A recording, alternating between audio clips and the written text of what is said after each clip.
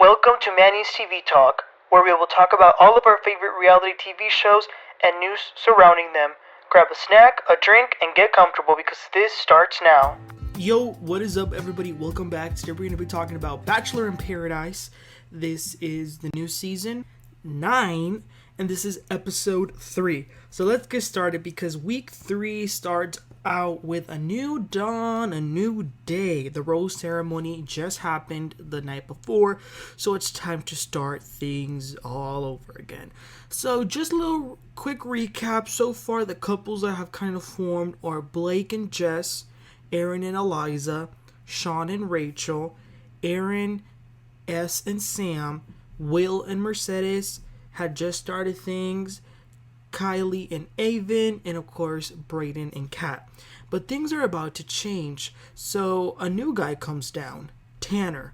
Tanner, we actually just saw him in Charity season. He was the one who went on a 2-on-1 date with her and Sean it was.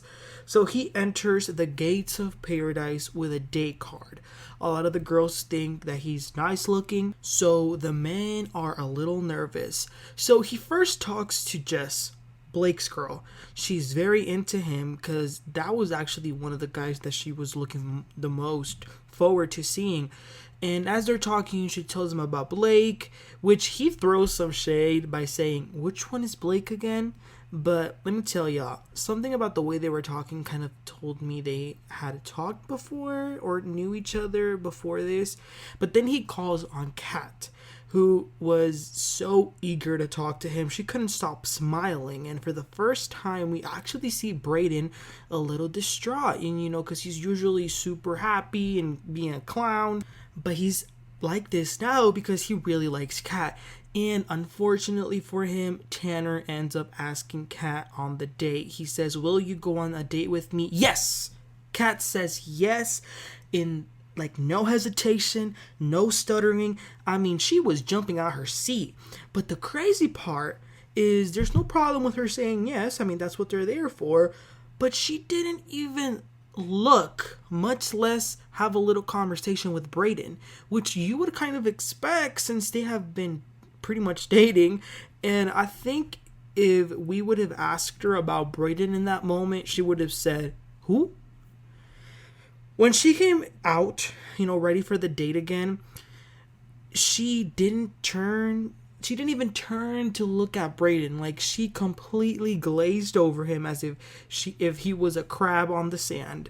I really did feel bad for Braden in this moment where, I can see that in this moment, I kind of saw something changing and I could tell things were going to get very, very messy this season.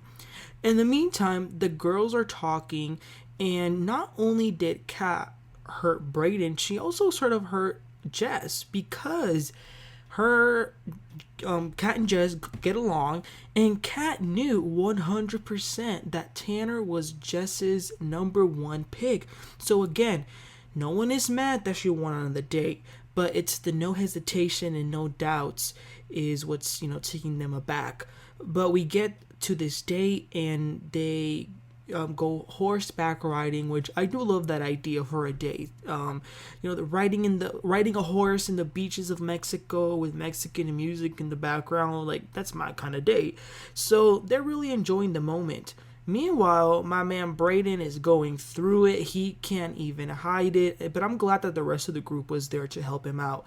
But going back to this date, they get down from the horses and sit on a little towel that they put on top of the sand. And they're just talking and bam, make out session. And you could tell that they both really like that kiss. Maybe Kat a little bit more. And she tells him that she's really enjoying the moment. And then they take their clothes off. They run into the ocean waves and he carries her. She wraps her legs around him and they're, continue to make out. I thought in that moment that without a doubt she was going to forget the ever-living thought of Braden. And it also got me thinking, if Kat was using Braden as a placeholder, then if she was, she did a damn good job because she had him, the beach, and all of us thinking that they were endgame. But meanwhile, in the beach, people are still having fun, like Will and Mercedes. But just as things seem okay, someone else comes down. Tyler, another guy from Rachel's season, he also came with a date card, and he gets Rachel to go talk to her. She is so excited to see him. And again, this is basically one of her exes, and they go and talk. And wow, I have never seen Rachel so excited this season. And she says that she hasn't been on any dates, and she's very open. But it's still unclear if this is like, oh, we're catching up, we're reuniting, or if it's, let's take one more chance at it. Then he talks to Jess. I mean, poor Blake. All the men were taking his girl to go talk to. But then Tyler takes Mercedes to go talk. And at this point, Will is just numb to it. Mercedes tells Tyler she's very open, which is a very different tune than how you were talking to Will the night before, Mercedes. So after talking to the girls, he asks Mercedes to go on the date with him, and she says she would love to. Damn, man. Will was suffering. At this point, it was like torture for him, and I felt so bad. And, Mercedes leaves, and he just goes and sits by himself. So then the rest of the group is hanging out, and everybody is asking, where is Sam? So turns out she hasn't gone to the restroom in 9 days. She's taken stuff to help her go, but she can't. Turns out she actually had to go during the rose ceremony, like very, very bad. But she had to hold it in, and by the time the rose ceremony ended, she didn't need to go anymore. So she's been stuck in the restroom for hours and hours and nothing's happening. So a doctor comes down to talk to her. And he's worried because constipation is not uncommon, but 9 days is not good. He tells her that the worst case scenarios are very possible at this point. He, lists them out. Frankly, I am disgusted with this conversation, so I'm not even going to say what the scenarios could be if she didn't go. But they're just going to wait one more night to see if she can go. And if not, they're going to take drastic measures. So the clock starts ticking and they put down a countdown for 12 hours. That's it. It is then 10 hours remaining and nothing. She's telling some people about it. I can't believe this show got me picturing things that I would have never wanted to. So the sun goes down and Braden is still waiting for Kat to come down. Sean is telling Wells what's going on, but to be honest, out of all the people, Sean is doing the bare minimum in terms of his relationship. Tanner and Kat come down, fresh as daisies, as if they were king and queen of England, saying hey to the group, waving, saluting. And since she's clearly not going to do it, Braden goes up to her and says, can we go talk? And this girl loses no time. She says, my energy levels were different today, and I don't see us growing any longer. Damn! She used very few words, but completely crushed him. Matter of fact, she demolished him. Braden asks, can I ask you what changed? And she says, well, I had a great time, and not once did I ever think of us. What the hell? Damn, yeah. And he says, well, I've been very true to myself, and I've given it all, and I've given all I had to offer, and if that's not good enough, then it's not good enough, and I'm not going to beg. And she quickly becomes very aggressive and defensive. So I think that deep inside, she knows what she did was wrong. The guys went to go support Brayden, and he's very hurt.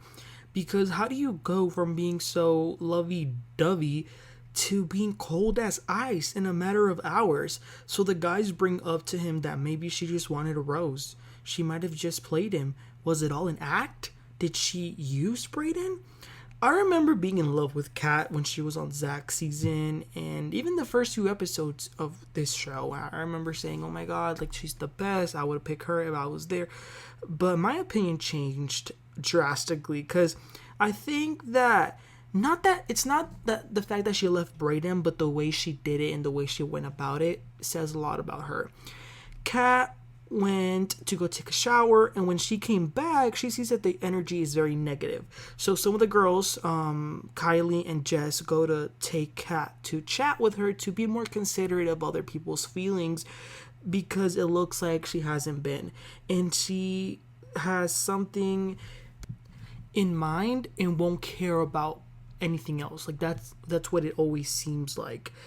And they tell her what Braden is feeling, and that maybe she was just using him for a rose. And then rose ceremony, when she accepted the rose, she kissed him, she hugged him, so it's very confusing.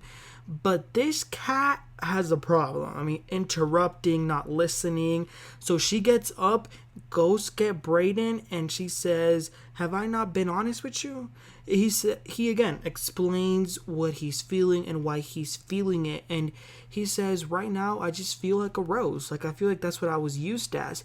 And Miss Cat resorts to gaslighting, which, let's talk about the definition of gaslighting: making someone feel bad for feeling bad.